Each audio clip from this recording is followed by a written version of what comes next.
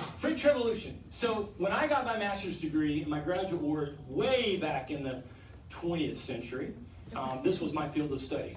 My professor was the British history professor, but he loved the French Revolution as I did, and so our focus on the French Revolution. So I find it one of the most important. In fact, I would suggest, and I'll try to make this argument at the very end, there's a sense if you were to ask in 2024 what's been the most important thing in the past 300 years, you'd get obviously a couple of different debates that had the most impact. But I think the French Revolution actually tops the list. We'll try to make an argument for you at the end of our session that calls that into question and raises the question of, well, maybe the American Revolution should be more important, particularly as we're in a seemingly time of some chaos, not just here in our country, but seemingly globally, raising questions ultimately about what makes a thriving society. You know, how do we have a best society flourishing for all people? And the French Revolution, you know, plays an outsized role. It is also my contention, and the way I say it is that poor France is a nation that I've loved and studied, and they have a very long and vibrant history all the way back. When she goes through this, she becomes a shell of herself, and you can sort of see that here, where they have just consistently struggled to find their footing. Now, that raises questions to me not about the French, but about some other aspects, we might say, of a European perspective.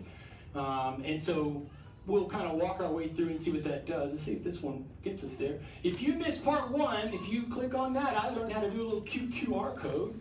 And thanks, man. We'll see if we can trade those out and see. Ooh, that's even fancier. Upgrade one. And that will get you to my YouTube channel, and then you can watch that later. Don't watch it now, because then you'll be really confused. What we're going to try to do, so here's what happened in part one. In part one, let me just back up and go forward. All right, there we go. Thank you so much. In part one, what we looked at is the background of the revolution. Like, why did it happen? And moved itself through the Constitution of 1791. Now, we trickled on in the very last minutes of that presentation beyond. And it's one of the kind of leading questions that people ask about the French Revolution is like, what happened? And we're going to look at that again at the end of our discussion, our lecture together. Because in 1791, it would appear that they had succeeded. They had shifted from the kind of normative European or global state where you have a power pyramid, my phrase, where there's absolutists at the top, the power is congealed or contained in a very small sector of society. Don't think so much as a person, but think about how government lays out, like where is the contending power. And of course, as you should know, I think it's still true to say for our country, that we chose to separate our powers so that the power of decision would be in more than one location. That was part of what our society set out to do. How can we separate power so that it never congealed again? Right? That was the argument that we were trying to make. And so they seemingly had gotten there, and yet we go on. It doesn't stop here. It doesn't stay here. So just to give you a kind of running back kind of point here, we can see all these things kind of happening as the country was struggling economically. It was struggling to some degree, you might say environmentally. They had a massive famine that kind of ruined things leading into the revolution. And so they had a lot of problems. Their debt grew very large. If you watch the recent Franklin documentary, fictional documentary that was on Apple Plus, they correctly laid that whole thing out, that basically we screwed them, which is why don't ever say France is our longest lasting friend. At best, we're frenemies. We kind of deal with each other. We're both kind of arrogant people. We kind of arrogant nations. We think we're in charge. And they, of course, have the longer history and say, hey, we've been more powerful than you, which, of course, is true. But we're like, yeah, but we saved your butt a couple of times. And so this kind of back and forth between us and France. And if you want to say, well, I thought we were friends, we were until Franklin and Adams and the boys kind of said, yeah, screw you, we want what we want. And it's a longer story about what happened in the Treaty of Paris, 1783. But that contributed to what happened to France. It wasn't the only reason, but it contributed. And so, as I said, with the new constitution, they kind of had copied the British. You'll have a constitutional monarchy. Well, we're good. We're done. But they weren't done. And the reasons they weren't done was because of the chaos that ensued. Now, if you were here the first time, I'm going to explain this if you weren't. One of the key takeaways for me about the French Revolution is that it is a wonderful display for us as to how no one can control the forces of change. Right? You hear this a lot of times. People act as if either they're going to or they want to participate in the leading of a revolution. We should have a revolution. Or they think they can choose somebody who can kind of ride to the rescue and control whatever change they wish. Historically, if you study any people group, you see, nope, that's not how it happens. Because once you unleash forces of change, and I'm not saying you shouldn't unleash forces of change, it's just we should be aware that once they're unleashed, nobody can control them. And the French Revolution does a wonderful job of showing us how the framework of change shifts. So just to make the point, when you start back here with the king, the beginning of the revolution is very simple. And I want to use terms conservative and liberal or radical and progressive, but they're not the best terms, mostly because we have so much baggage with them in 2024. So it's very difficult, and your brain wants to immediately leap to things or people that you think are that. Try to refrain from that. However, the king is the conservative. He wants to conserve what is, while at the same time opening himself up and the nation to some potential new structure. And his opponents, the first and second estates, who were called in the Assembly of Notables, would be more liberal than him, right? So in other words, if you start off and you said, give me the right, left, who's opposing whom? It's the king versus the nobility and the clergy of the first and second estate. So where are the people? Well, they're not involved at all. And then both the king and the first and second estate thought they could use the people as a pawn to win the day, to win the debate. What debate? The debate between them. So the French Revolution, at its start, is a debate between the king, the monarch, and the aristocracy and the clergy with them, the elite. That's the French Revolution. Well, the moment they call for the people and the estates general and bring in the third estate, you can see this moving. Now, the only problem with my slide here is this works better in my classroom where I've got a gigantic whiteboard, because this part here should be there. So just see this is moving this direction. Does that make sense? Yeah. So all along, and I explained this in more detail in the first time we talked about it, events happened that caused the structure to shift. And so the first one's the best example, but all the other events are doing the same thing. You went from who's right, think of a teeter-totter, who's right, who's left, and all of a sudden they added a third person. So it happened to be a group who were to the left or more liberal than the liberals. Who are the liberals? The aristocracy and the clergy, who want change to take power from the king. Does that make sense for everybody? But now you've added a group to the left. They could have added somebody to the right. The king was not a dictator. He was not an evil tyrant, no matter what they said. So they could have gone to the right. They didn't, because the people were included. And the people, well aware of what had happened in England a century before, what had happened in America 10 years before, wanted that. So that's to the left, because that involves the people getting to vote. That involves people having a voice. And neither the king nor the first and second estate wanted that at all. Does that make sense? So you keep walking and you keep moving through time, as we do in the first video of this. You see events happen that then force a change, as to use the Hamilton phrase with Aaron Burr, who's in the room when it happens? Right? Makes sense? If you haven't seen the musical, I suggest you do, but Google that, who's in the room, you'll get a song, you'll get it. Right? Who's there when it happens? Because who's in the room dictates the sides. This is why, if you're in a struggle with your HOA and you're like, I'm just never going back, you've just eliminated your chance to play a role. And your voice disappears. And so the shifting of right, left, or whatever power struggle we're talking about, when you're arguing amongst your little league leaders or your synagogue or whatever group you're involved, if you're not in the room, you don't get to be on the teeter-totter figuring out how we balance this thing. So to the French, a series of events occurred that made them more progressive or more radical in their demands, all the way till we got to here.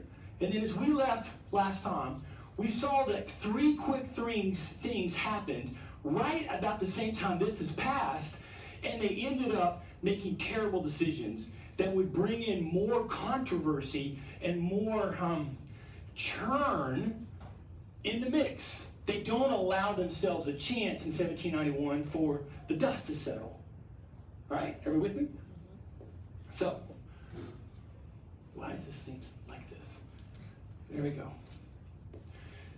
So, those events, including the decision of Congress, their Congress, to declare war, and the decision of the king to leave, to try to get away. He had been a player, saying, I won't participate. Now, of course, if you're the king, it wasn't a stupid decision, because back to the metaphor I've used, he's not even on the teeter-totter. He's been kicked off. What is right and left is way over here, and he's over here finding out events are now being dictated to him. And he's not unaware that there are some people who would pursue his death. So he's kind of like, maybe I shouldn't stick around. Just thinking, maybe I should leave. And he almost pulls it off. He pulls it off, it's a different story. It's amazing how history sometimes hinges and swings on just one brief little moment. But he doesn't pull it off, doesn't make it away.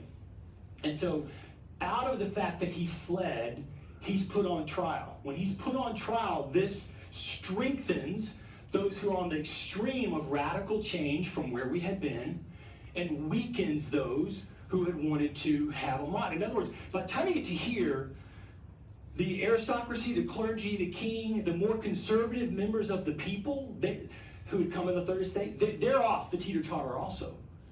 Again, not good or bad, it's just the events had moved to where what was right and left. The conservatives in 1791 had been the radicals in 1788. But now things had moved past them.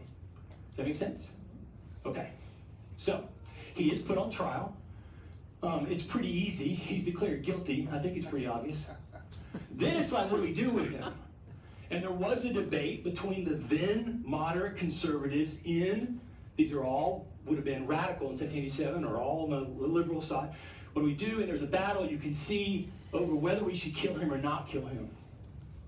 I know for us, well, probably most of us feel like, well, of course, I don't want somebody to die, and many of us may have problems with the death penalty kind of thing.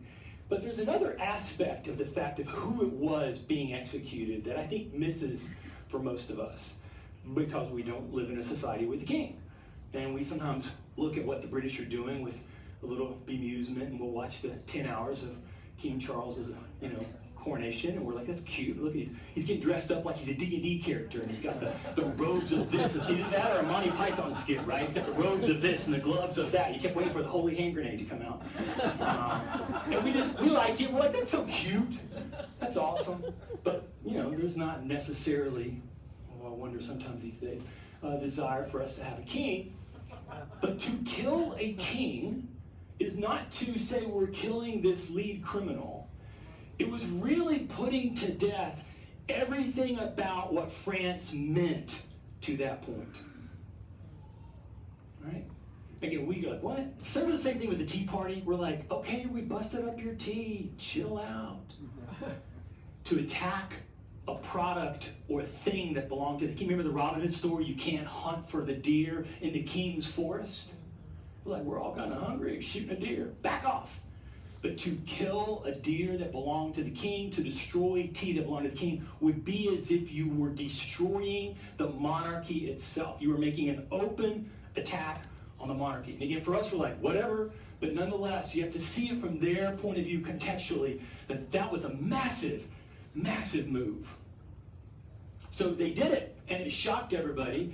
And you could arguably say this decision in January of 93 is one of the reasons why the rest of the Europeans, and certainly all the leaders, but the rest of the Europeans and even the people rarely were willing to openly support France. If you take this study, which we won't today, through the rest of the Napoleonic years, there's a moment where you could say, if what the French were proposing was that appealing, then there would have been no more war, because the totality of the people, sure, not the czar, not the emperor, not the kings, but the totality of the people would have rose once they had been freed by Napoleon and his French troops. And that had been the end of the story. We'd all just gone home happy. And yet that's not what you see. You don't have that story. So again, it just raises questions for us as we go through. And I think it's the fact that the king's execution, because it was such a direct attack on everything we've known, you might even say to be European at that point, is attacked. So then this leads to the coming of what will be the wars. Now again, if you study French Revolutionary history, you typically do the French Revolution up to Napoleon, and then there's a whole study of the Napoleonic Wars. And for me, they're just one big series of wars. Napoleon will have his role to play, particularly once 1803 hits, but you generally just have a consistent sense of war. That's why in 1815, the British, even after they had really not been successful in invading the United States as they had planned, coming down from Lake Champlain, or sure they burned the Capitol, but they failed at taking Baltimore, they failed at taking North. They're like, yeah, the heck with this. Because they've been fighting wars for over 20 years. And they were exhausted from war. So we don't want to do this anymore. So you start seeing, and there is a whole study which we won't go into about the military side of things. Well, I'm going to show you some of the military stuff just because you can understand it. That there begins to be a series of what are called coalitions. Think of them as early NATO, or the early Allies, if you want to take a World War II perspective. Who's fighting the bad guy? Who's the bad guy? The French. The French are the bad guys because they're seeking to expand their reach. And so they want to set things right. And so that leads to a whole problem. But there's another problem for France, and that other problem is the fact that they are having a civil war inside. The majority of the French people, or not majority, a significant percentage of the French people were concerned to being unhappy with what was happening to their country. Now, it's not correct to say most of them would be royalists, wanting to somehow re-establish the monarchy, but it is saying that as they looked at the changes that were being proposed and in some cases enacted, they looked at it with fear. Don't be surprised in our own day when, if you listen well to the sides that we have, there's at least two, it could be 3 or 4 sides, when people are using existential language. And don't demean the viewpoint of a person just because you disagree with their perspective. Because for them, it feels existential. And if you take a society to the place where your only options are submit or die, a lot of people are like, okay, well, heck, I guess we just go to war then. So that's where these people were. They perceived what was coming from Paris. So this also plays a role. We talked about this in the first part of the series, is that when you look at the characters, if we were doing a play, of course you'd have the king. Well, now you wouldn't, he'd have left the stage. But you'd have the king. You'd have somebody representing, say, the aristocracy and the clergy. You'd have a representation of the people. But there's another character in the play which cannot be missed in French history, and that is Paris. Paris herself is a role player in the story. And if you study French history going all the way back to the coming of the Franks, you see this played out, in which this land, which today we call France, but this just western part of Europe, has always been in a contest or a struggle over who will have the most power. The lands around this is Old Gaul, so the lands around the outer edges of Old Gaul, Brittany, Normandy, down here, the Provence, Marseille, or Paris. And if you just look at the last 20 years and you examine some of the riots and challenges they've had civically, and you go into the details of it, what you'll find is it's Paris versus the rest of France over what should be done about economic rules and this kind of stuff. So this is something that the new leaders are having to confront with. And so into this, Parisians rise up, leaders to some degree from the new Congress, but others in Paris, and they basically demand a new constitution. So you're like, wait, we just got the last constitution finished. Why do you have to do it? Now, so I've showed you this. We're going to see this slide multiple times. This is to make my point of how the French and the French Revolution is consistently uncertain. Again, people sometimes say, and I'll bring this up at the end, well, why did the Americans become so successful? Well, we only overturned our government twice. The initial getting rid of the monarch, and then we wrote a constitution. We talked about it on our civic days when we do lectures on civics, the Articles of Confederation. And then 7 years later, we got rid of it. And the argument then made by the supporters of men like John Hancock Sam Adams, rock stars of the revolution. They're like, what are you doing? They're looking at Madison, who to them is just some dumb kid. Like, what are you doing? And their argument, simplified, would be, give it a chance. We've just been doing it for 6 years. And the Articles of Confederation was a holistically Lockean document, and they were defending what they saw as the ethos of the Declaration of Independence. And if you move to give power back to somebody like an executive and like a president, we might as well have a monarchy. Madison, Hamilton, the others argued, no, we think we can make it without getting there. But that was the debate. Well, here, they don't even give it 7 years. They're making this change. So the upheaval kind of steps in, and you can see now, some of these aren't constitutions, but I have them listed for you so you can say to yourself, who was running the country? So today we would say, what runs the country? The Constitution. And we've had it for 230-something years. And before that, who ran the country? The Articles of Confederation. Before that, who ran the country? King and Parliament. So we've had 3 groups run the country. The country, only 2 groups, of course. But you get my picture, right? See what I'm saying? So you have these different groups. So I'm going to show you this slide more than once, just so you can get it. Well, this is the most radical of the constitutions. This is the one where they push it all the way. They change the name of the days. They decide 7 days doesn't work, we're going to go to 10 days. This is all connected to their viewpoint of trying to align themselves with what they understood the Enlightenment stood for. An idea of rationality, of reason, that the human did not have to arbitrarily go, oh, well, 1 month's got 30, one's got 31, and one's got 28. No, we can fix all that. We can use reason and count the minutes and divide, and we'll get there, and we'll make these changes. Right? Now, again, maybe that's a great idea. Maybe we are still the bumpkins because we won't leave and go to the metric system. But notice what they're doing. Same thing with cutting off the king's head. Everything that was before, we're eliminating. Now, if you're on the side going, yes, revolution, then you don't care maybe. Maybe you're good. I'll start learning all the new names for the 10 days of the week. I'm good. But if you're somebody who thought, wait a minute, I was born on a Wednesday. I like Wednesday.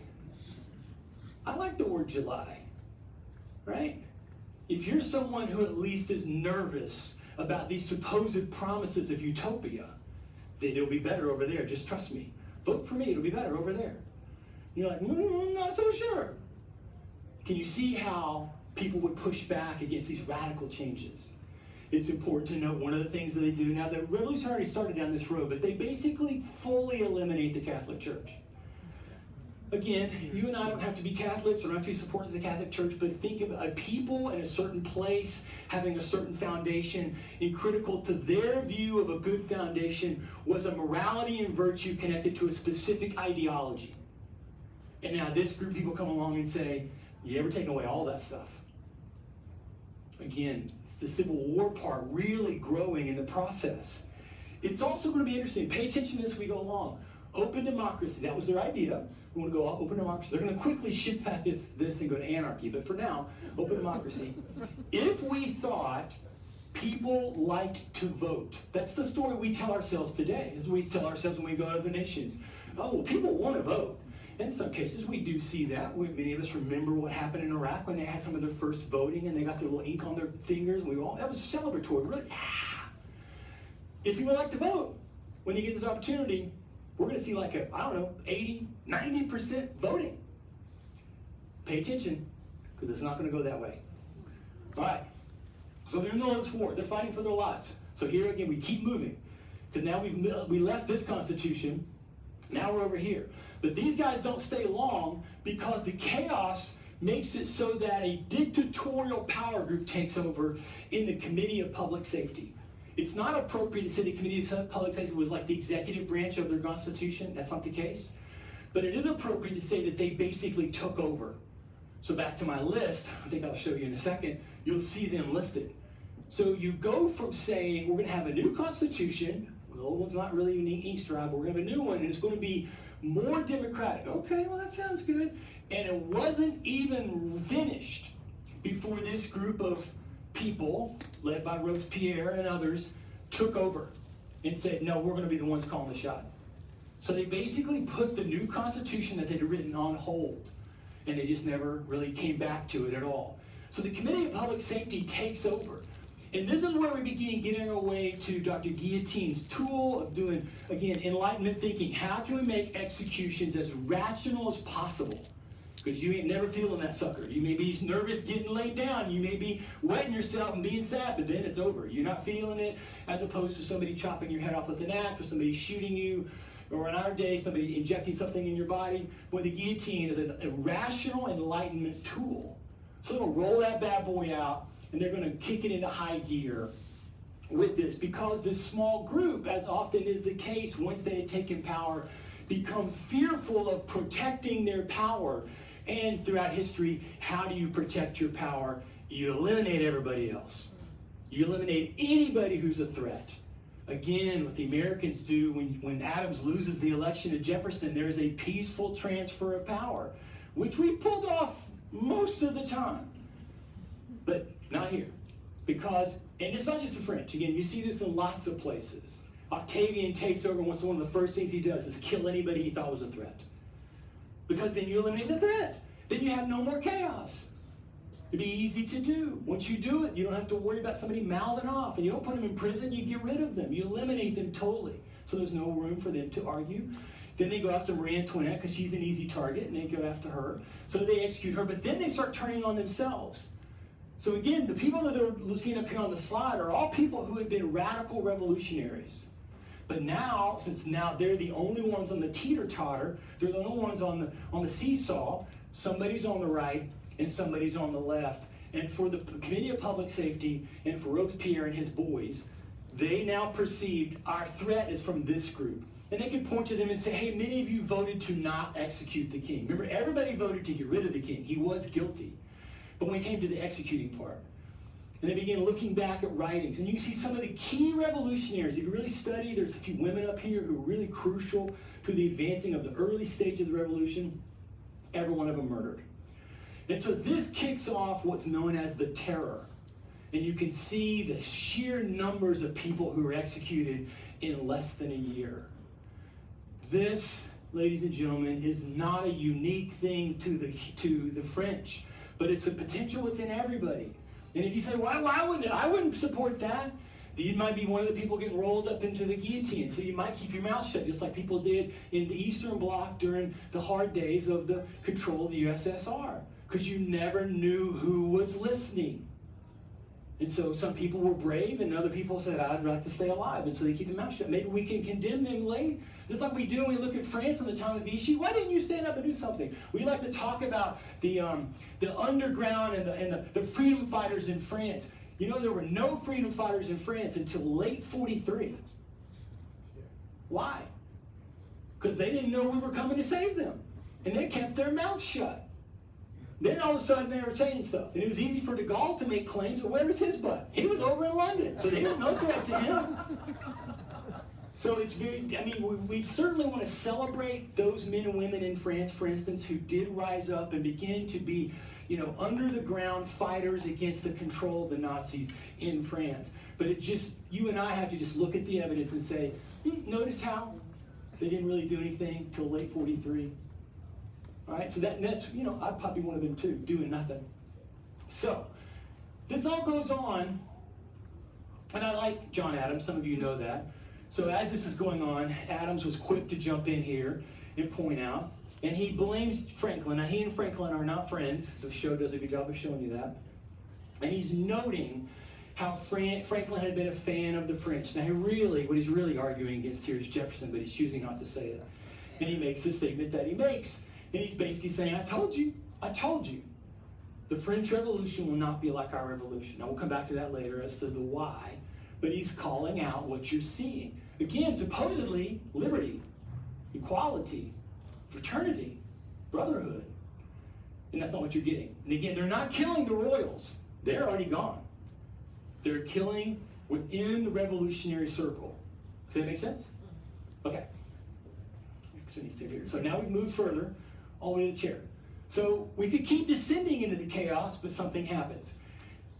While the Civil War is happening, and you have these tensions that are going on, of course, this is not helping. This is where we get Napoleon to join our story. He's just a lowly military leader who's getting involved, but he had the insight to help successfully conquer the city of Toulon, which is one of the key ports for the Mediterranean fleet in France. So he successfully kind of helps. He gets a little notoriety from that. He'll eventually make his way to Paris and become a little well known in the process. But you can see again, even in the Civil War itself, there's more executions that are going on, and that's just in the Vendée. So that's on the kind of the west coast of France in that process. And again, this is a map. There's the Vendée, where this is kind of happening. Now, obviously, just so you notice, Royalist immigrants, British right here, British right here. So the British are trying to find ways to help the Civil War. It doesn't last very well, but that's what they're trying to pull that off. But then in the middle of everything, in Paris itself, something happens. Robespierre comes into another meeting of the kind of public safety group, makes a speech pointing out, now remember, we've already killed tens of thousands of people who would have been there. So you're almost at the point where the only people in the room would have been people 2 months before who were on his team. Like there's nobody in the room but people on his team. He pretty much killed or run off anybody on the revolutionary group, but they were not on his team. Does that make sense? But he still comes in, I got a list. I know who's in there. He starts naming names. And one of these guys, who's on his team, jumps up. Now, typically when this had happened before, they got shouted down and often got ushered out of the room and pretty much went straight to the guillotine. But this time, people around him rose up. So you get this shouting match thing that happens to the point that Robespierre starts going, oh wait, I may be losing the numbers here, so he leaves. Now, it's not clear what's going to happen next. He goes to his headquarters. He's joined by some military people. The National Guard is really the Parisian army. And so they are thinking, tomorrow we're going to do this and this and this. Well, the other guys jumped the gun, and they sent some of their military guys in to the hotel where they were, and they capture Robespierre and the other guys with him. And this is known as the Thermidorian, because that's the word they replaced July with. Thermidor is the month of July. The Thermidorian reaction. They react against, they put him on trial, they come back, so now they've ousted anybody who supported Robespierre. The very next day, they put him on trial again, a totally sham mock trial, not a real trial with justice. And they convict him and a group of his other followers. They're like, you guys are all out, and they roll him out to the guillotine, chop off heads. And so now all of a sudden, well, what does that mean? Well, it means that we're going to have this situation whereby, where now you don't have the leader. So who is leading the country? The Committee of Public Safety. Well, now they're all dead. So now who's leading the country? I don't know. We have to figure out what to do. So again, we're going to have a turnover in government as to who's going to be in charge of the story. And so as an example of that, let me show you what happens here on my little slide. For me, it's a good way to see the visual of what happens. Again, Committee of Public Safety stripped of its powers because they're all dead. And so look, then it's hard to see. You'll see in our next coming slide. We hit a wall. So think about this moving this direction. So the revolution, I'll go the same way this one. The revolution is going in a direction. And what was before conservative gets bumped off. It get kicked off the teeter-totter. They're no longer in the room where it's happening. But that keeps moving as more and more events are moving. And they keep going. Now, where are they going to go? Well, we don't know. In general terms, we would say we would hope, for France's sake, they would finally settle somewhere. It's kind of like, remember the snow globes? When some of us were kids, right? You shake those things so you can see the snow go around, the little stuff going around. And then what do? You set it down. And what happens? Eventually it settles. You can see a little snowman, a little castle, whatever's inside your snow globe. It just all settles. But if you just keep circling it, well, we would hope they would settle. But they haven't before they, bam, hit the wall. And now body in motion stays in motion until something acts upon it. They've hit a wall. And now where are we going to go? We're going to go completely the opposite direction. So if they've been going radical, now we're going to go the other direction. So again, we're wondering, well, was it going to settle? Are they going to get settled? Sad news, spoiler alert, they're not. So what happens? Well, first of all, there's payback. The terror continues. This is known as the White Terror. But basically, it's like, hey, payback's Well, you know the rest of it. You're getting yours. Now, they weren't quite as vicious. They didn't kill quite as many people. I don't know that that's something we can say to their nobility, to their good-heartedness. Maybe they just couldn't find people. But you can see, once you unleash this idea of murder as a tool in politics, this is one of the key reasons the Roman Republic falls before Octavian, is that they made murder a political action. That theoretically was seemingly supported by the people of Rome. So now they've made that murder, and that murder continues with payback out in those regions where the Civil War had been fighting. So they got to have a solution, but they don't have a solution. And all of the key things that had caused the controversy back in 1785, 86, 87, leading to the king saying, hey, I'll make a few changes, let's call for some help. Those all still exist. And in fact, they've been exacerbated, particularly because of the war. The war continues because these European powers largely feel threatened. Some of them want payback themselves. Remember, Marie Antoinette was a daughter of the most powerful house in Europe, the Habsburgs, who was still at this point, although it's really fractured by now, the emperor of the Holy Roman Empire, ergo the emperor, loosely stated, of Europe. You killed my daughter. Oh, we're coming for you. Now, unfortunately for the Austrians, it'll turn out on the field of battle, they will not be very good. So they will not be able to pull off their threats. But nonetheless, why don't they just let it go? And again, you and I could say, why don't they just embrace the revolutionary thoughts? Well, in this case, they're like, no, we don't think those are good revolutionary thoughts. Look at the murder you guys have been doing. Almost 1 million people now are getting murdered. Why would we want that here? And so those are the kind of questions that they're confronting. And of course, they're going to try to come up with a new constitution. So they bring back the guys who are in the National Convention who had written the Democratic Constitution. They go, hey, dudes, try again. Let's not go quite as crazy. Maybe we should put the names of the dates back to the ones we all know. Let's just go back to July. They won't do that. They will keep the new names for the months. They do go back to a 7-day week. I think they go back here at this point to a 7-day week. So they'll create a new constitution. When you say year 3, what's going on? They're thinking to 1791 with the coming of the Constitution. That's like the year of the beginning of time, which that's not arrogant at all. Maybe a little bit, but then, historically you'll see that a lot. What year is it? It's the 3rd year of this king's reign. So, okay. I'm glad we don't do that because we change ours 4 or 8 years and it's going to be annoying trying to figure out what year it was. So here's our group. Here's our list. There's the Committee of Public Safety. Right? Okay. So, come on, thingy. What am I thinking not working? What they do? This one's the closest to the United States.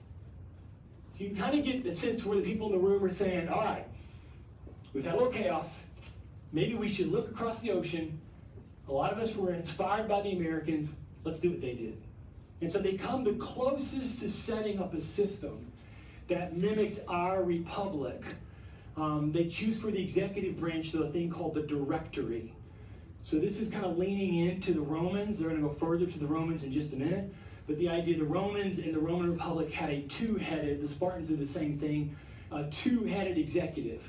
A lot of debate as to whether or not that's a good idea or not. Don't think of it as president and vice president. These are 2 co-equal leaders, or in their case, 5 co-equal leaders. They were designed.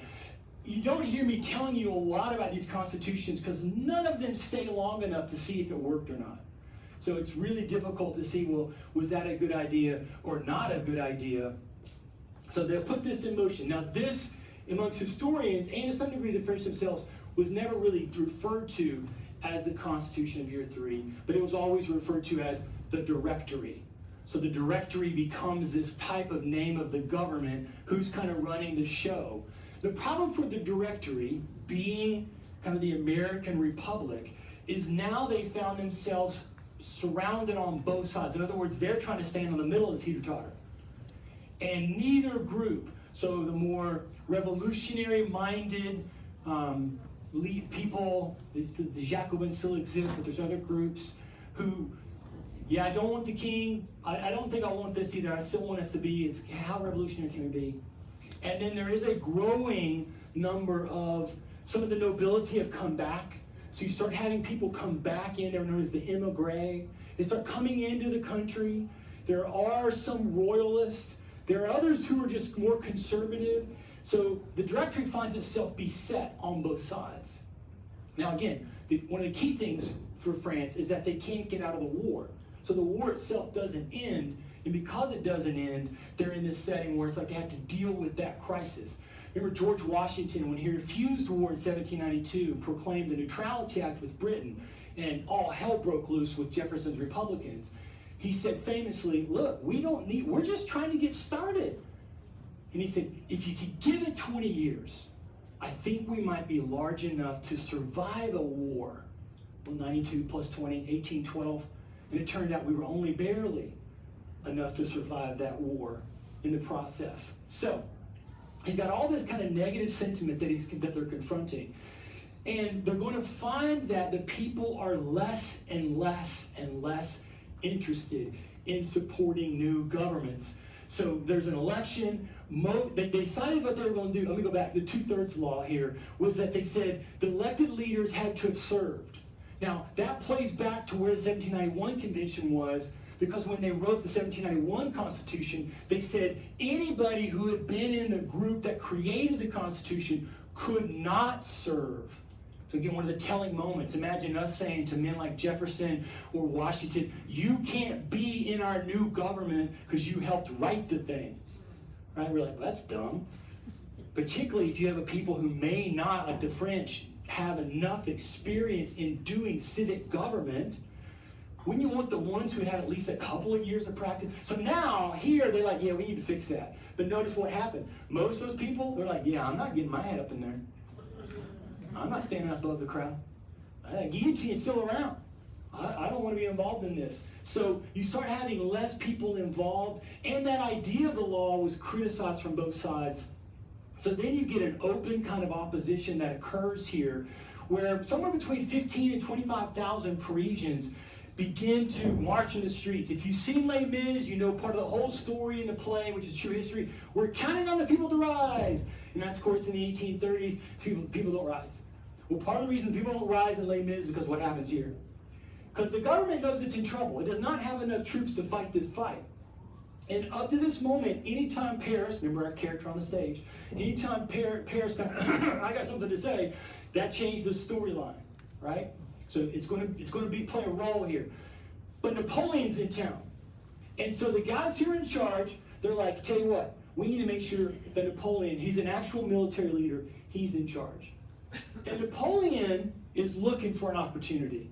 He's like, all right. And he basically gets agreement. Can I do what I need to do? And they're like, yes, defend us. It's a crucial change from everything that happened before. This is his first connection with Monarch, which if you know Napoleonic military history, becomes a crucial player in Napoleon's story. He says to Monarch, look, there's a camp outside. They got some cannons. Go get them. Bring them back. If anybody gets in your way, kill them. So you can get the tone already of how Napoleon's thinking about this thing and where the revolutionary leadership is going. The directory's all in. Yep, do what you got to do. So he does. So he sets up his army in his places of halting, trying to stop. Remember, think of Orlando. If there was open rioting in Orlando is not a gigantic town, particularly not Orlando, proper. But you'd have to. Where am I going to defend? Church Street? Am I on Orange? Am I near Lake Eola? Am I over by the Citrus Bowl? Where should I put my troops? Particularly if you got 5,000-6,000 troops and you got 30,000 to 50,000 people coming at you. Where are they going to be? So Napoleon correctly notes some of the key choke points and sets his troops in motion. And they try to negotiate. They try to figure their way out. But nonetheless, at some point, negotiations break down, and this mob, the Parisians, come after the directory. We're going to get rid of this new government, and we want to get what we want to get. They roll into one of Napoleon's chief defended spots where he had his cannons. Now, if you know anything about cannons, cannons typically, you may have seen this in some movies, shoot out big round balls. It's kind of like a big fat bullet. That's the normal thing you see being thrown out at people. They have a couple other weapons. One of them is they can shoot out what's the equivalent of like a bomb that kind of blows up in the air. And they did have what we call mortars, that an initial, which basically doesn't shoot at you, but shoots in the air, so the thing comes down and blows up above you. But when they knew they were facing infantry head on, they didn't use this often. They had another thing that was called a canister. And if you can imagine a can about yay high, cylindrical like a cannon tube, shoved into it with a whole manner of small little balls like would come out of a rifle. And in some cases under duress, pieces of glass, nails, anything that could be a projectile that would have a sharp end to it, shoved into a cannon. This was sometimes, because again, think of all the little tiny balls, was called grape shot. And it would only be good for a short distance. I mean, if you tried to shoot at somebody, say 300 or 400 yards away, it wouldn't do anything. But it's like a gigantic shotgun. We've all kind of know what a shotgun does.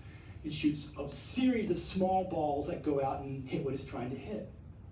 So Napoleon had his troops wait and wait and wait till the Parisians got very close. Remember, these people have never experienced the government shooting at them because the government had traditionally just backed down in deference to the people. And you can see Napoleon's view of that. He's like, yeah, no, that does not work. Napoleon's thinking, I ain't dying today because you got some revolutionary ideas about rationality. And so he fires on the people. And that's what he came to call, and other Parisians began to call, the whiff of grape shot. And immediately the people, obviously, ran for their lives. And upon running for their lives, the threat to the government breaks down. Now, it's not the total end of the threat to the government, but when you start seeing me tell you that both you have more and more moments when people will not vote, and you have more and more moments when, even though there are some uprisings, the people don't rise, like Les Mis, now you know why. It's Napoleon and the whiff of grape shot, which successfully kind of gets there. His reward is he's given the army of Italy to deal with the Italians. So now you can see we're moving back. Now we're not even going to talk to these people. We're going to fire on these people. Now we're headed this other direction. The war does go on. Napoleon, it turns out, is really good as a military leader and is successful against the Austrians. Kind of helps that the Austrians aren't really all that skilled in military. If you're ranking, you get to pick a game and you're going to pick a team to beat. Don't pick the Austrians. Their military is not as good. Pick the Prussians, pick the French, pick the Russians. And he's successful, and by the spring of 97, he basically takes over ruling the Italian peninsula. Now, there's a long history of France and the Italian peninsula, which we won't get into, but many French people would tell you that the peninsula ought to be a mere extenuation of France itself. So for the French, this is a normal thing. They did not ask the Italians, though, how they thought about it. And so the Italians had a very different view at this point in time. It's no longer the time of the Republic or the Empire in which both Old Gaul and the peninsula are governed by the same person. So now there's this growing tension still. So they're having some success on the battlefield, but there's still kind of a growing tension as to what's going on. And so there's this problem that's arising for the Directory. The Directory is facing pressure through the story from both sides. And there will be a series, and we'll skip ahead here, there will be a series of coups against them. Fructidor is the name for September. Floreal, that one you can kind of see. Floreal, well, this one too. Fruit, get fruit, harvest. Floreal, we get flowers in May. And one is coming from, you'd say basically from the right, this is royalists. One's coming from the left, this is the Jacobins. And they're basically going, but again, look what's happening. People not rising, elections, nobody's coming out to vote. So they're dodging these tensions. Now what this is doing is this is awakening in the minds of some of the other leaders that perhaps this Directory is still not going to be solid enough. Do you remember we talked about this? One of the key leaders way back, we talked about this in the first time I did it, I haven't mentioned his name today. One of the key leaders way back at the beginning of our story was a religious leader known as Abbe Sieyès. He was an abbot, and his last name is Sieyès. One of the key thinkers and writers of what it means to even say there's a third estate, the group of the people. Well, during the terror and the chaos, he kind of vanished. But now that they've hit the wall and come back, he's now re-emerging. He's showing back up and having an opinion and starting to kind of participate. And he's noticing, even though we're having this movement away from the chaos, we're still having chaos.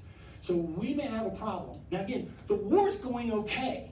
And in fact, there's a moment where it looks like maybe none of this will matter because Napoleon seems to be unstoppable. And then he decides to take the battle to the British. He can't make a direct invasion to England. So what he's going to do instead is attack their holdings near Egypt. He's going to go after the Suez. So he does. If you get to study more British or naval history or French history, you'll run into Horatio Nelson and how even though the British could not successfully fight on the continent as of yet, they still were the supreme power at sea, though there's some dicey moments because the French were going to soon control the Spanish Navy, and the two of them combined. There's a lot more to it. The British Navy was actually quite superior to the French Navy. I love this little story here. Napoleon and the French Navy set out here. Here, let me show you this map here. Actually, we'll go and come back. I'll come back to this, I promise. They set out here from Toulon, and they set out, and they sail, and they land here at Malta, and they get there. The British know what's happening, and so Admiral Nelson is looking for them. He wants to catch them at sea. He doesn't necessarily care about Napoleon necessarily. Obviously changes the whole story if he did. And he goes sailing. The British fleet was so advanced technologically, as well as in their ability, their fighting prowess. A battle between the French and the British fleet wouldn't have been much, as Nelson will show later when he takes on both the French and the Spanish fleet and wins. So Nelson sails up to Marseille and the fleet's not there. He's like, well, they must have left and they're obviously going over here. So he takes off and sails, and the British ships are so fast, they pass the French fleet and they get to Egypt while the French fleet's still out here. Nelson shows up and he's like, was I wrong? Were they going out the Atlantic? Oh shoot, they're headed for Gibraltar. So he turns tail and sails this way. Meanwhile, the French fleet just kind of slowly arrives down in Alexandria. Napoleon offloads, wins some battles. Nelson's like, well, they're not at Gibraltar. So he turns tail, comes all the way back around, and finally catches them. The French fleet has set itself up in a little protective kind of formation, which is great at one level, but in general terms, when you're dealing with ships of sail, they are hampered when they're not moving. And so Nelson rolls in and he goes, oh man, this is going to be good. And they obliterated the French fleet. It's from this battle where his famous ship later, the HMS Victory, comes, because when he looked at, surveyed the damage, he said the word victory is not strong enough to express what we've done here this day. So now Napoleon's trapped, which is back over here on this side. So they get destroyed at the fleet outside of Alexandria. Napoleon is now off fighting. He's having success, but the fact that he's had success has alerted another enemy, the Ottoman Empire. So they're like, whoa, what are y'all doing over here? We don't want you in our neck of the woods. And so they announce themselves, and the Russians finally decide to get in on this. They're like, wait a minute. And so all of a sudden, the Ottomans and the Russians are moving. The Ottomans and Russians, longtime enemies, are like, yeah, France is our real enemy. So Russian fleet, you want to come out of the Crimea and sail over to Malta? Because the taking of Malta was a great offense to the Russian people and the Russian Tsar. And so they do that. And so now all of a sudden, the Directory is in trouble. Their boy is trapped in the Middle East because he can't get back. There's no fleet to take him back. The armies over there, those are some of the best troops that they had, the troops he fought in Italy. Well, shoot, now what do? We're in the middle of this chaos. And so it's at this moment that you start seeing Sieyès make his move. And so you have the war continuing, as I already said, and you have more European armies. There's a new coalition, and they're now coming after the French. And so once again, the nation perceives itself to be in peril. And so this is when Sieyès begins to say, I got to do something. There's one more coup, so there's three, and this one, Prairial, right here, occurs. And once again, the Jacobins. This time, the Jacobins go after the Directory leadership itself. Sieyès is there, and he's like, this is good, because I have a plan, and I need to have guys who aren't secure in their position. So if I support the Jacobins making this move, my future plan will work out well. So he's like, all right, I'm ready to make my move. And so there's this kind of going on back and forth. The French are able to raise new armies. Again, they're the ones who are creating large-scale armies. I was just doing a lecture Thursday night about the War of 1812. And the numbers of troops in these battles are usually 5,000, 3,000, 8,000. And so somebody asks, like, those are small numbers. Those are the typical numbers. The French are the ones who are changing this in this moment with what they call the levée en masse, which is basically if you're breathing, you're going to go fight. And so they're going to put out armies in the tens of thousands, eventually Napoleon, into the hundreds of thousands of troops. So they're able to get new people. They're able to kind of forestall the coming European armies. So Sayes then jumps in and makes his move. He's aided by the fact that Napoleon is able to escape the Middle East on a small ship and successfully make his way back to France. So he arrives, he plays the role of conquering hero, conveniently forgetting that his fleet had been destroyed and that he had abandoned his whole army. They didn't come with him. Some of the leaders came, but the army's stuck over there. They're not really going to play a role for a while in the story militarily. Napoleon's brother, Joseph, a couple of slides back I showed you, one of the things that occurred in one of the takeovers is that he was made what we would call the Speaker of the House. He was made the guy in charge of the largest, numerically largest, of their legislative branches. So he's there also. Sayes brings Joseph into his confidence. Here's my plan. We're going to overthrow this government, and we're going to set up a more stronger conservative government that will allow us to deal with all this chaos. But I need a popular figure who the people can rally around. I'm thinking about your brother. And I love Joseph told him straight up, dude, Napoleon's a little tough to deal with. Just be careful. If you know your Roman history, the same thing happened with Julius Caesar, where he was considered the weakest of the three in the triumvirate and was assumed by the two powerful ones they could control him. Doesn't always work out that way. Again, you can't control the forces of change once they're unleashed. So they have this plan. They bring in Talleyrand, who becomes one of the really key players in French history. He'll be the one who basically causes the XYZ affair, chaos for us. So they're going to make their move.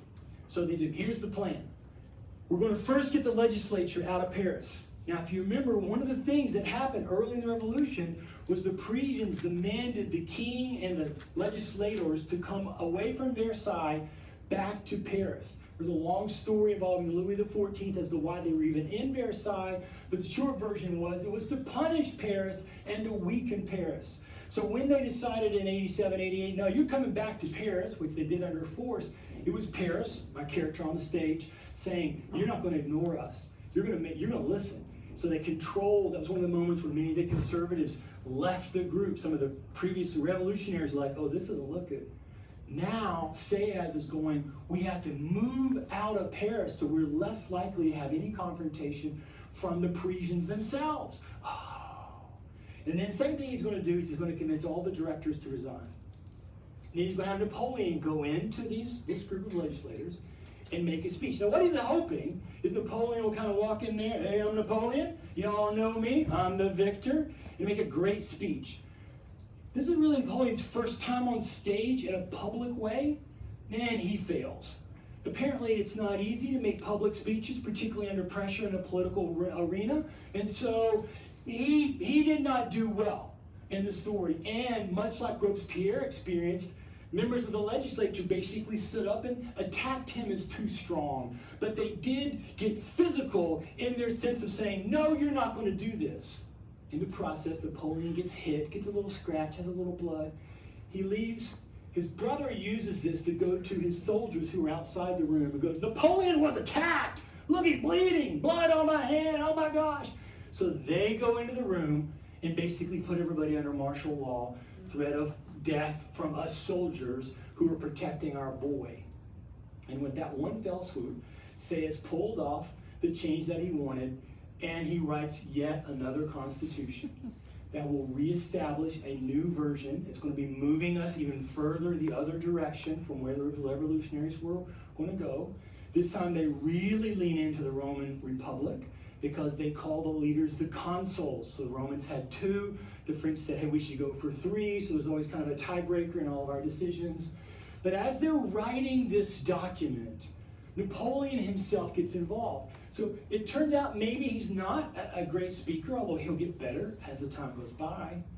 But he was somebody who was actually quite brilliant and had some views about governance, about how to control society, about changes to make in society. So even though Sayes goes into this assuming I will be able to write a document in which I, the one who has been here from the beginning with a very balanced view of how governance could work, who was a very moderate man, will kind of shepherd us out of this chaos into some stability. He gets outmaneuvered in the writing of it to where in the document itself it clearly states that the first consul will have the most power. So no longer three kind of working together, but three at the beck and call to the one. And in the document it says Napoleon will be the first consul. So it'd be like if we had written the Constitution and said we'll have a president and it will be George Washington, and not put it to a vote. We'll just say it's George Washington because that's who we want. But it's not who the people wanted. It was who Napoleon wanted. So all of a sudden, in one fell swoop, Napoleon takes over. And so now we've come really all the way back to where Napoleon takes over the consulate and will serve as the first consul. And this Constitution will basically set up a version of our republic, but now you've actually got a little more conservative. They will have universal male suffrage. So again, it sounds like they could say, hey, democracy, but it's all an illusion because you didn't vote directly for anybody. Remember when we set ours up, the House of Representatives was the people's house. That was meant to be the one place for the people's voice, which is why the budget in our Constitution, our Congress hadn't done this in a long time, but it's why the budget in our Constitution is meant to be run exclusively by the House, because that's the one place you and I get to vote on who's up there for the shortest amount of time, 2 freaking years. You screw up, I know where you live. So you're coming back. Don't mess up with our money. That's our idea of it. They didn't even have that. It's a very torturous way of voting that, again, basically nobody voted in any of the elections that were held. But they won't get to vote for very long because Napoleon's basically going to make his move. And so here you can see kind of the full list.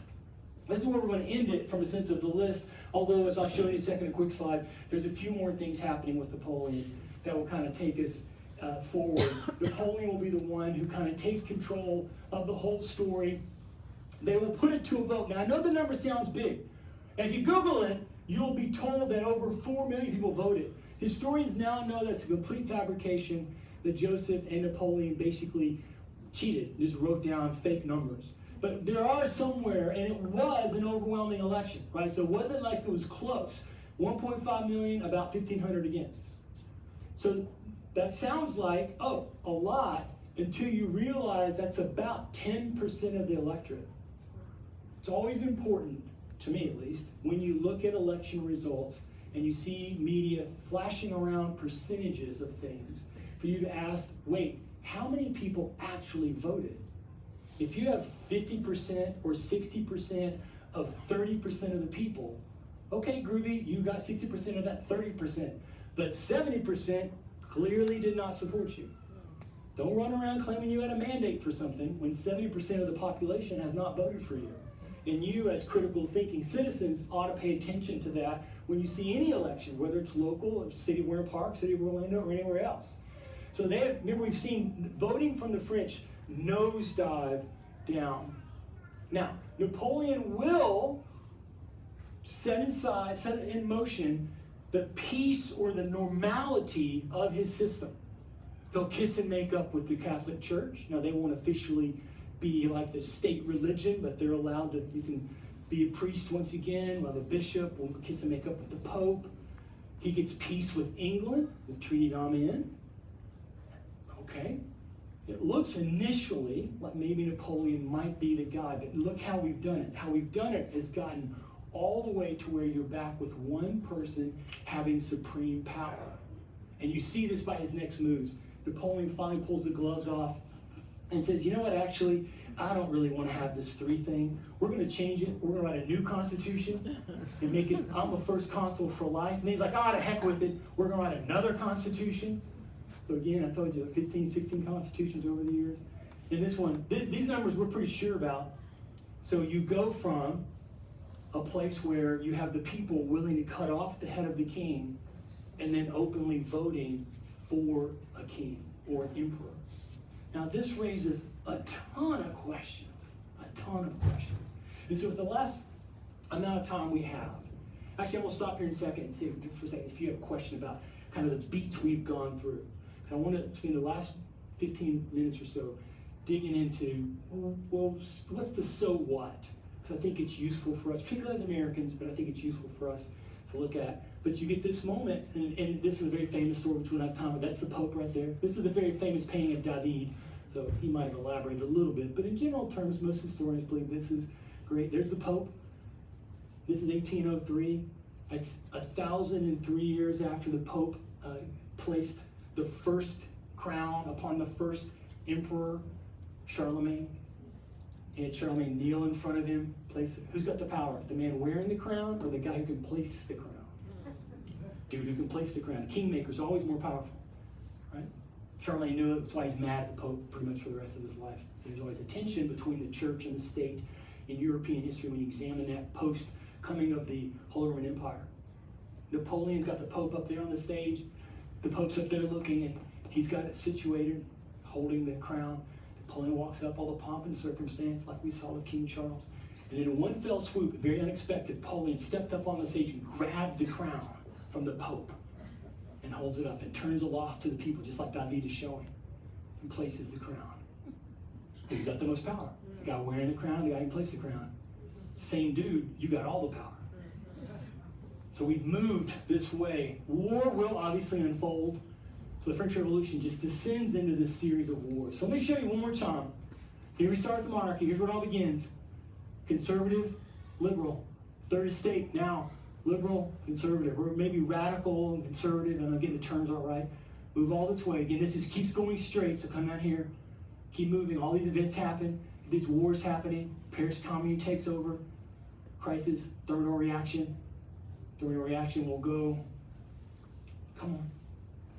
Turn the corner, and now we go all the way back. Right? Yeah. Does anybody have a question about the beats we've hit? We're going to go forward. We're not stopping yet.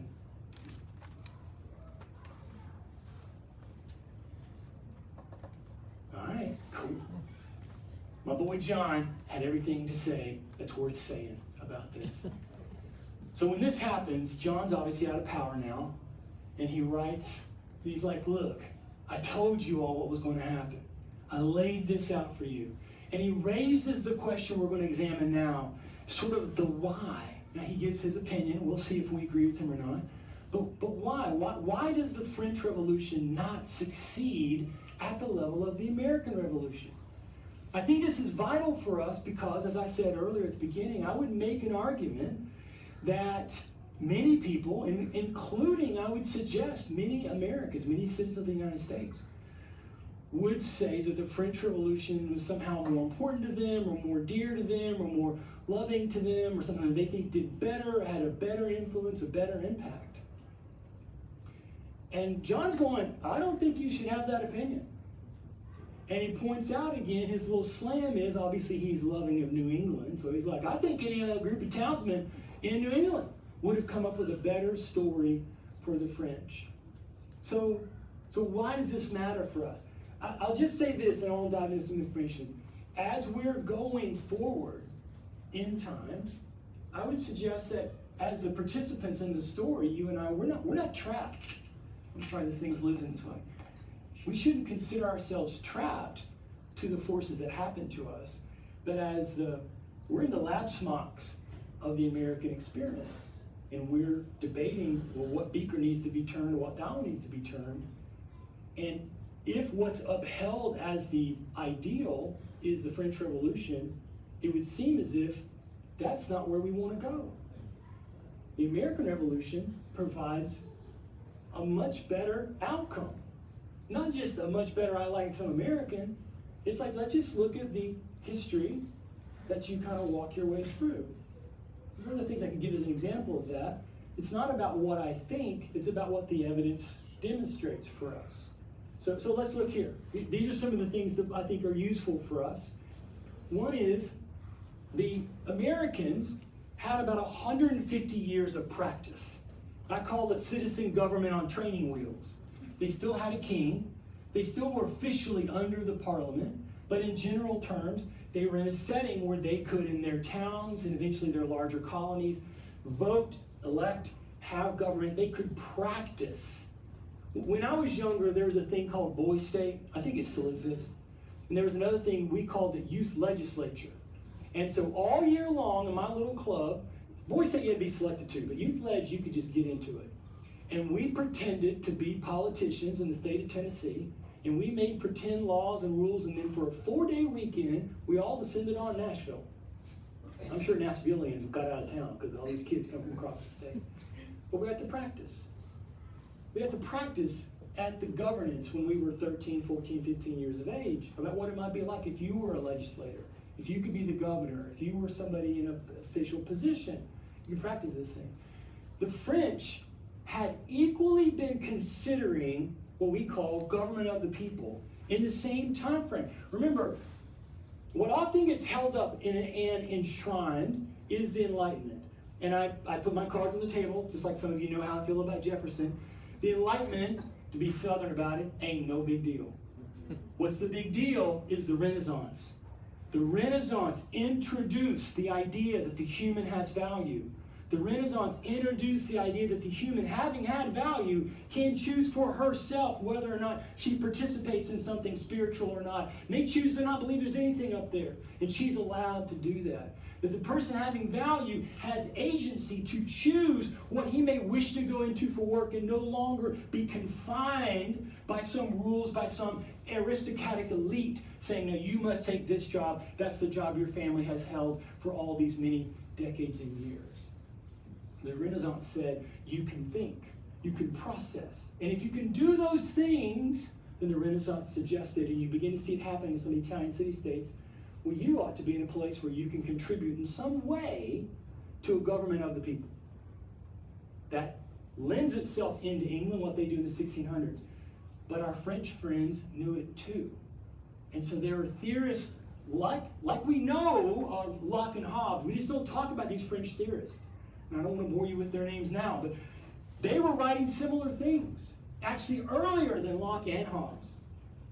But then the French wars, the civil wars that were swirling around religion, sometimes basically 1540 to 1613 or so, happened. And out of that, the trifecta of Henry IV, Louis XIII, and Louis XIV take over. And in their method, just like we saw with Napoleon, to cause the end of social chaos, they brought all power into themselves as the governing structure. It's not fair to say they became dictators.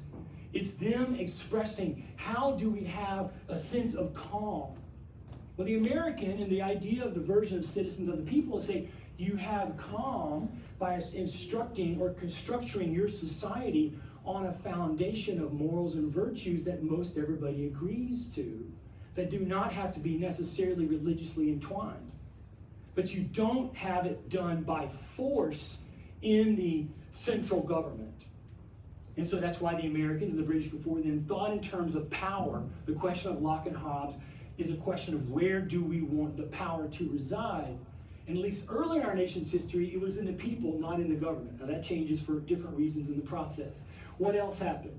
Well, when we had our revolution, we did not jettison our understanding of law.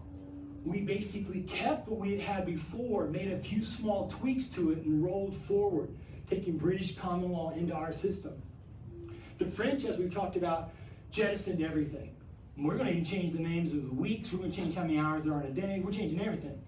Which, groovy. Okay, sure, go for it. But just understand that much. The human as a species despises change. And some of you like me, you're old enough, you know it. Despise that. Now, sometimes change is good.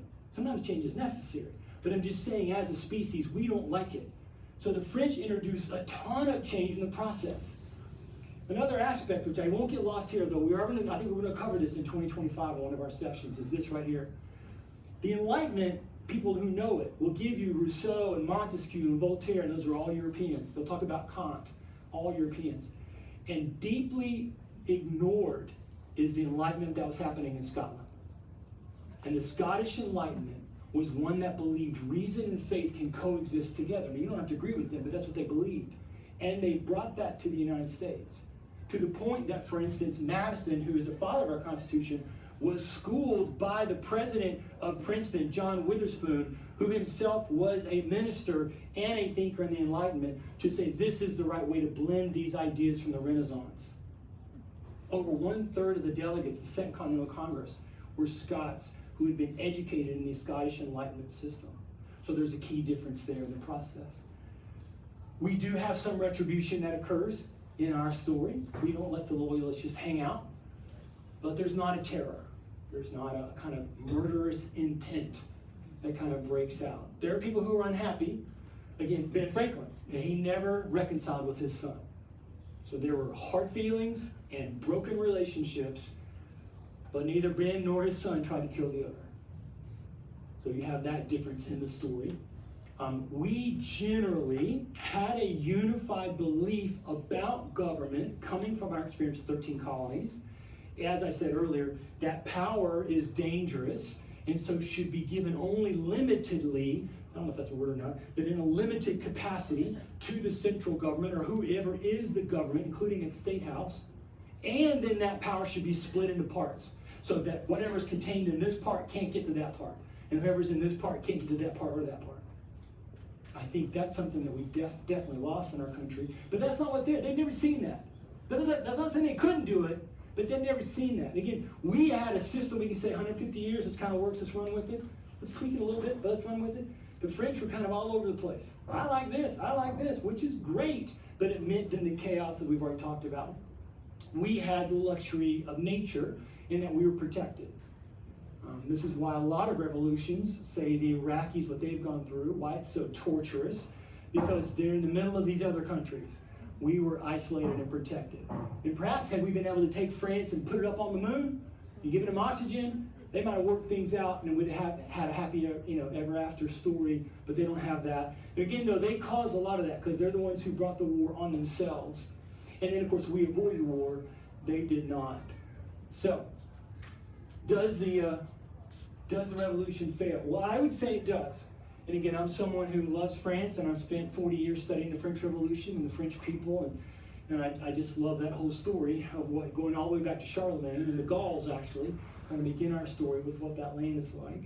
But to me, the outcome at the end is not a positive one. And I've given you some information here, just real briefly, we finish up here. Why did it do that? Some of these were already kind of mentioned. This is a biggie here. It never gave it time to work. There was also kind of, again, the zero-sum game where it got to be we're going to kill everybody who we disagree with, because that leans into our tribalness as a species. If you're worried, you think there's a lot of tribalness in America today. Well, that's kind of who we are as a species. And then once that happens to where you start killing you kill my uncle, so I'm going to kill your brother. You kill my brother, so I'm going to kill your wife. Well, you kill my, and then that tit for tat, which you can see throughout all of human history, through the ages, in all people groups. So don't lean into that, but they did. This one's a really difficult one. We don't have time to give it, but there is a difference in being able to pull off individual liberty and equity, particularly when we mean equity of outcome. And to be able you cannot have both of those things. And Adams and Jefferson had some very famous, long debates and discussions. And Jefferson was certain that he could. But in my opinion, Adams would bring the evidence from human history, and Jefferson would just kind of ignore it in the process. One more, then we're done. The economics were never solved. And we had this problem too. That's where Hamilton comes in, remember? The whole idea that Hamilton said, we need to fix our economics. And he was opposed by Jefferson and Madison, but thankfully Washington recognized, yeah, this may bring more power. We may not like a national bank, but we need to solve our economic chaos. We can't go forward economically imperiled. Well, that sounds familiar. So they never really survived it. They come close to pulling it off under Napoleon, but then he makes a fairly drastic mistake with the creation of the continental system, which then weakens their economics one more time. And then this, right? So these wars are taking the revolution throughout all of Europe, and they're kind of surprised nobody likes it. There's reasons. I think there were aspects of the ideology or the ethos of revolution against, say, dictatorial monarchy that people were like, yeah, I like that. But everything else that the French were saying had to come with it wasn't all that well received. And with that, we come back then to this, in case you didn't get this the first time. So we want to try to understand, and hopefully I've shown you to the best of my ability, how do you get there? How do you go from this moment where we reject our government, saying it's too powerful in the monarch, to then going around in little more than a decade and re-electing an election of an all-powerful, he had more power, Napoleon had more power than Louis XVI. How do you pull that off? Well, we talked about it and all the different factors, and hopefully you feel like we have gotten there. So with that, we're done.